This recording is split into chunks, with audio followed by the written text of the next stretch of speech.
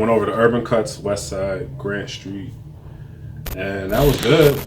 It was good. You know, I was able to get right back in the mix of things as far as cutting. You know what I'm saying? So you just went straight back to the Yeah. no other Same day I came home. Same day I came home. Went to the barbershop. You know what I mean?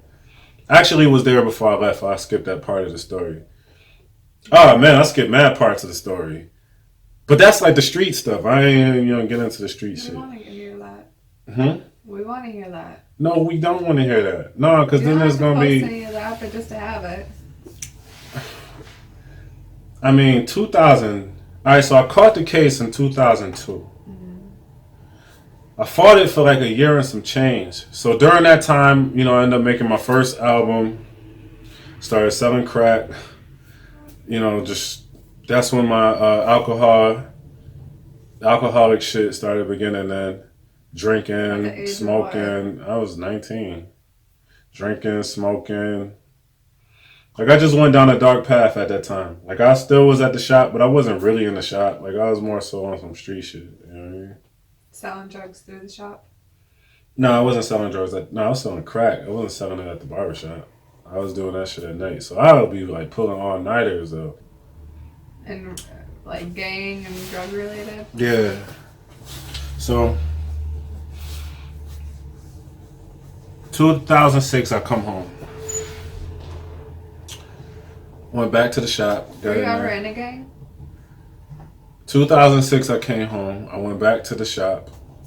And I began to flourish, I was still had my rap dreams going.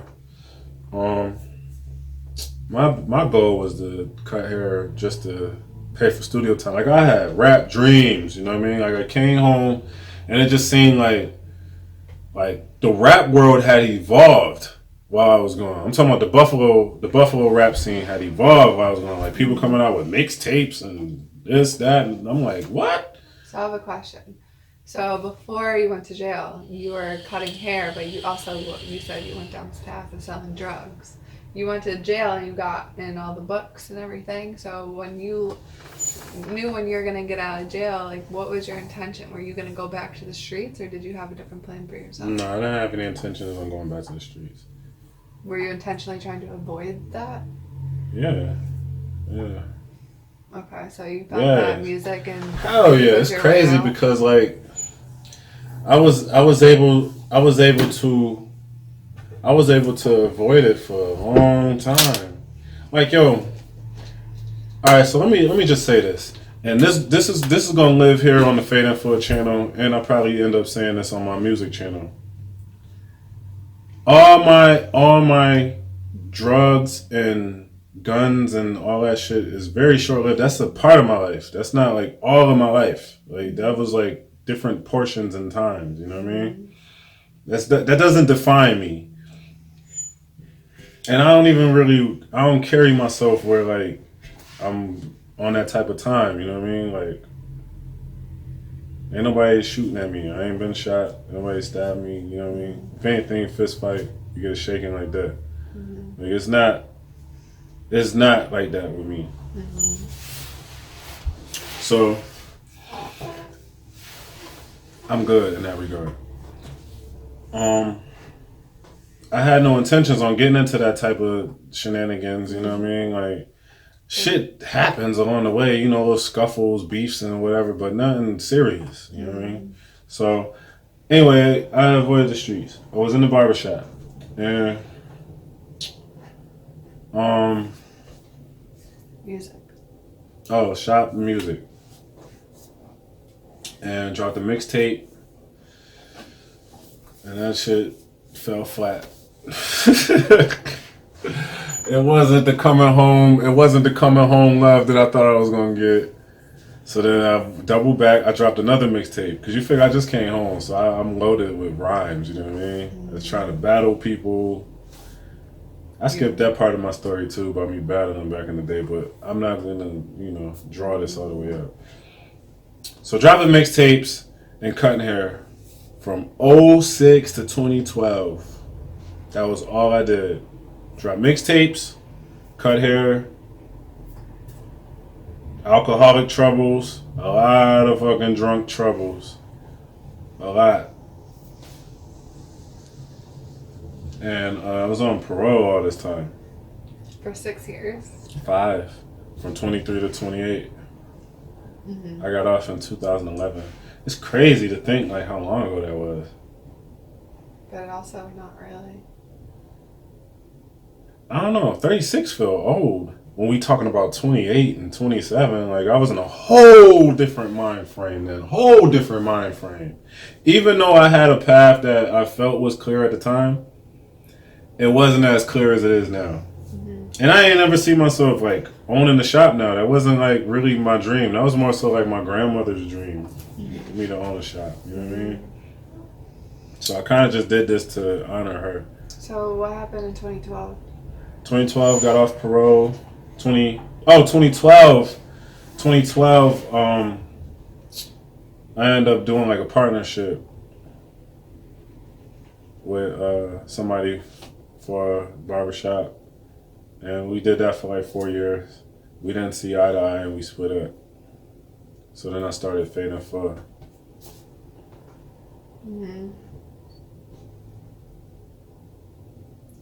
So that's a whole gloss over 4 years. What happened? Because that's a story. Years? That's a story within itself. What happened in those 4 years? What with that partnership? Me and that partnership? Yeah. What led you to want to have your own shop? Because that situation was leading me back to some shit that I can't really get into. Like it's kind of like listen to my mixtapes and Was it selling drugs? Huh? Selling drugs. Listen to my mixtapes. I'm not gonna like go into detail with that, Okay, so you had this partnership, didn't work out. Yeah. What did it look like for you to start up your own shop? What did you need?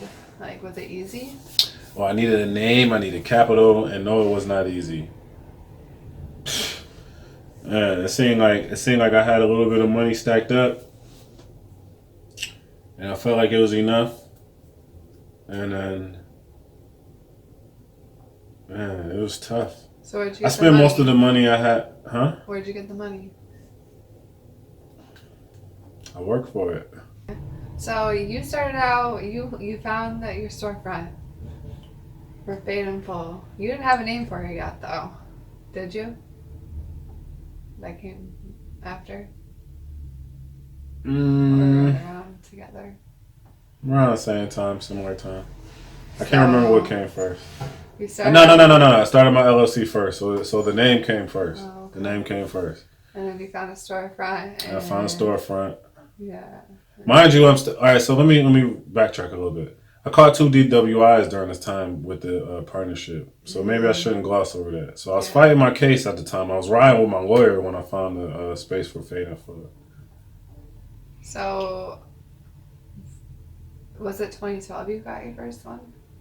Nah, 2013. 2013, and then you got another 2013, my grandmother died. All right, so maybe I shouldn't gloss over this. Yeah. So but it's just easy for me to just gloss over this time because it was such a rough time for me.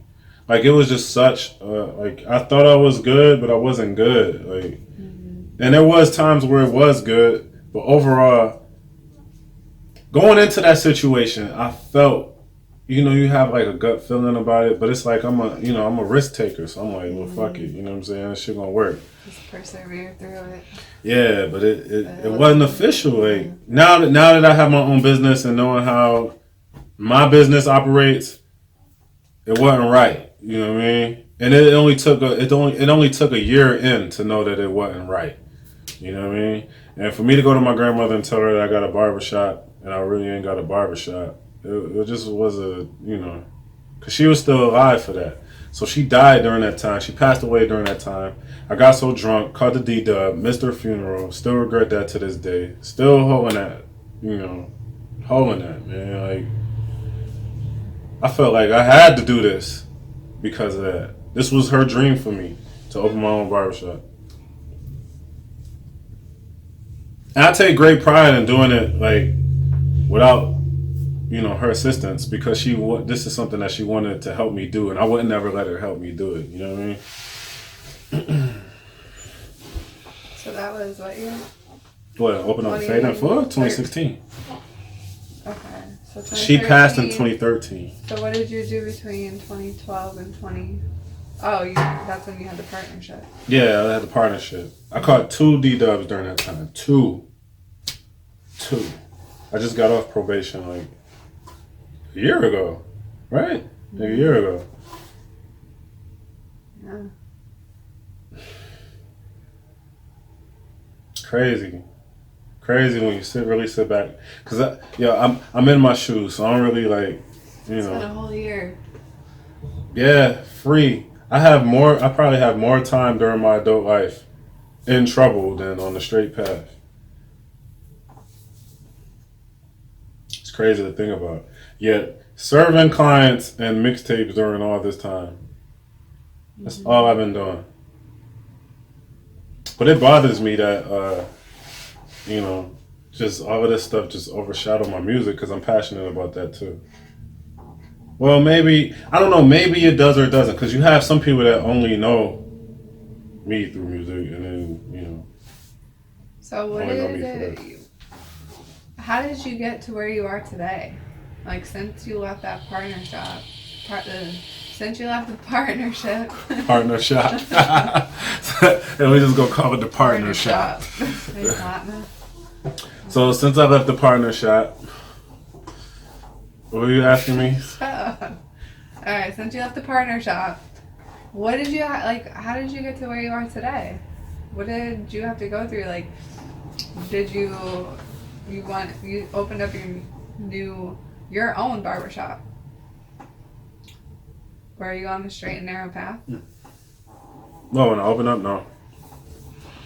Nah, I had got a little bit deeper, man. It was like more drinks, more drugs, smoking, popping pills. I went to a really low place. Lower than the partner shop. Just when you thought like you were doing well for yourself, you were actually digging yourself deeper. Yeah, for sure. Cause it's like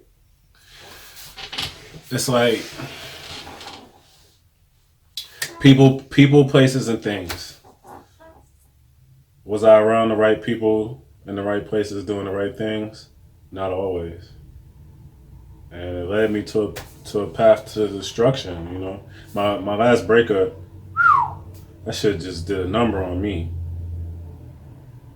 Even the events leading up to the breakup, She was a really good girl, you know what I'm saying? And I feel like just my energy at the time wasn't right, and she knew that. And it ran its course. We had our good times, we had our bad times. It ran its course, and it was just like around that time of opening up the barbershop, it became super stressful on her and me. Now that I think about it, because I had put all my money into it, kind of with the Barber Box. I went as far as I could go until I ain't have nothing left in the tank. I borrowed some money from her, and I sold my truck to pay her back. So that led me to the foot patrol that I'm still on now. But it was a sacrifice I had to make to open up the barbershop. In order to take that leap. And I wasn't going to burn her. I wasn't going to not pay her, you know what I mean? Because that ain't my character. So, yeah. Thanks for reminding me that. So, yeah. She had a huge part in opening up the barbershop. She was with me, so. But it was stressful because, I mean, it's my first time really pulling up the bootstraps, hitting the mud, and opening up something and seeing where it goes. And I feel like this was her first time really experiencing that type of thing, you know what I mean? Because she always had jobs. So, yeah, it was a stressful time for both of us. Right. And so some things happened in your relationship and that led to your breakup. Now, like, what This is all during Fade in Full lifespan. Yeah, it's all during the Fade in Full era. So, what's different today than 3 years ago? Well, I mean, man, I just went through some demoralizing shit. Mm-hmm. You know what I mean? Like, regretful. It's like, you know, we all start out on a path and we all have morals and values. We all have, I'll never end up like that. I'll never do this. You know, I woke up one day just looking back at the history of me this decade, we'll say, and all the things that I've done. Where did it lead me? How did I get here? Why am I sleeping on this mattress? I had a mattress on the floor in Drew's house. Right, so Shit. you moved out of your place together. Yeah, when I moved out of her house, well, you know, our house, whatever, because, you know, we got an apartment together downtown. Thought I was doing something, but all I was doing was walking down the island every night, just fucking up my life. You know? And even when I moved out to Drew's spot, I was still trying to keep it going. A fucking loser. I was a fucking loser. I was sleeping on the floor in his house, catching cabs downtown to get fucking wasted. Man, what the fuck was I doing? Sad shit. So then I woke up like, I can't live like this no more. Right, you had a low point. Did you hit a low point? The lowest point ever. The lowest point ever. I'll never go that low ever again. And you just woke up one morning and you just came to a realization? Yeah, like it's just like a rock bottom moment. You know? And so I decided I wasn't going to drink anymore. I wasn't going to let the drugs control me or the drinks control me. Sober. So you weren't going to do anything the drunk you would do? Yeah, nothing that the drunk me would do. Yeah, nothing that the drunk me would do, or the high me, or the rolling me, or the whatever me. You know what I'm saying? Because there was a lot of shit going on at that time. Mm-hmm. So, yeah, that alone in itself was like a tough time, because nobody believes that it's a real thing. If you know, drinking all this time from teenage years to now, why the fuck you gonna stop now? You know? And man, some people close to me made it really tough too. But I'm still going strong. Like it was, and I still was trying to like go out and hang out, but I just realized that wasn't for me. So when did you make that decision that you weren't going to drink and do drugs anymore? 2 years ago. Yeah, about 2 years ago. It'll be 2 years, like, coming soon. April 2017. I met you shortly after that. Mm-hmm. So for the lifespan of Fade in Full, 2/3 of it, you... Yeah, 2/3 of it, man, we was wilding. Mr. West could tell you about... No, 1/3 of it you were wilding. Oh, 1/3. So 3 years. Yeah. The first year. Yeah, so the first year. Oh, so then the last two... Oh, yeah, the last 2 years. The majority of Fade in Full is mostly positive. Yeah. Yeah, because after I got sober, I made the new logo, got new shirts, got the website, got new benches, got display cases, Damn. Barber Box, YouTube page, jackets. I'm probably forgetting something. Could you have done all that if you were still drinking? No. I just immersed myself. I started to mind my business. Mm-hmm. Now worry about what's popping here and who's doing that and who did. My business. Me, my health and wellness, you know, getting in the gym, fitness, and my business.